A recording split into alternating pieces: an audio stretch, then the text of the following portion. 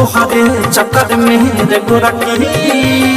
मच्छर काटवनी रात बहस में मच्छर काटवनी रात बहस में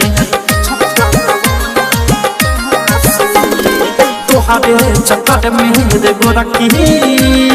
मच्छर काटवनी रात बहस में मच्छर काटवनी रात बहस में कह के नयले खरा बनैले खरा रही तोहरे आस में तोहरे चक्कर में रे गोरकी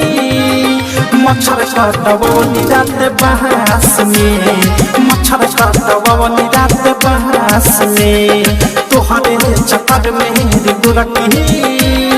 मच्छर काटवनी रात बहस में मच्छर काटवनी रात बहस में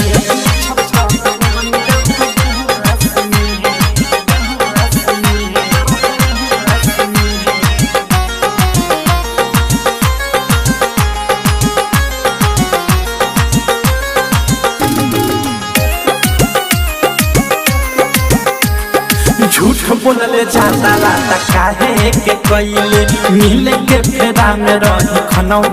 ना खइले झूठ बोलले जाता राता काहे के कइले मिले के फेरा में रही खनौ ना खइले तू सोत गइले खनौ ना खइले कहले मोबाइल में रहे पास में तोहरे चक्कर में रे गोरकी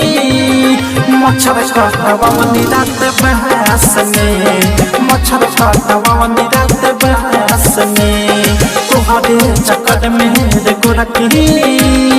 मच्छर काटवनी रात बहस में मच्छर काटवनी रात बहस में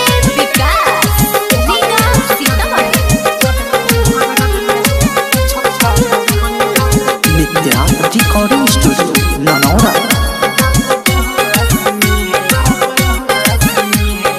आशा दे निराशा कइलु मांग पारु माफी तोहरा कारनामा के दर्द भइले काफी आशा दे निराशा कइलु मांग पारु माफी तोहरा कारनामा के दर्द भइले काफी प्रेमियों देश कहे अनुराग नित्या प्यार कइले गइले हमर नास में तोहरे चक्कर में रे गोरकी मच्छर काटवनी रात बहस में मच्छर काटवनी रात बहस में तोहरे चक्कर में रे गोरकी मच्छर काटवनी रात बहस में मच्छर काटवनी रात बहस में कह के नयले खरा बनैले खरा रही तोहरे आस में तोहरे चक्कर में रे गोरकी मच्छर काटवनी रात बहस में मच्छर काटवनी रात बहस में तोहरे चक्कर में रे गोरकी मच्छर काटवनी रात बहस में मच्छर काटवनी